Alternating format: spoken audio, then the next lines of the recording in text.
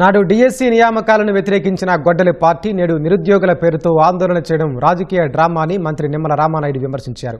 పాలకొల్లు నియోజకవర్గంలో రోడ్లు, డ్రైనేజీ నిర్మాణ పనులకు మంత్రి శంకుస్థాపన చేశారు. నిరుద్యోగుల భవిష్యత్తును రాజకీయాలకు వాడుకోవడం వైసీపీ దిగజార్లు రాజకీయాలకు నిదర్శనమన్నారు. యువతకు ఉద్యోగాలు కల్పించడమే కూటమి ప్రభుత్వ లక్ష్యమన్నారు.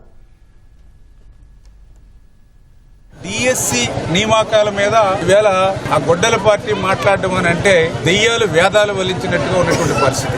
చాలా క్లియర్ గా ప్రశ్నిస్తూ ఉన్న వేళ గొడ్డల పార్టీ నాయకుడు జగన్మోహన్ రెడ్డిని ఆ రోజు డిఎస్సి నియామకాలను వ్యతిరేకించినటువంటి మీరు నిరుద్యోగుల పేరిట ఈవేళ ఆందోళన చేయడం అని అంటే ఇది సిగ్గు చేయటైనటువంటి విషయం కాదా అని చెప్పి సూటిగా అడుగుతూ ఉన్నటువంటి పరిస్థితి.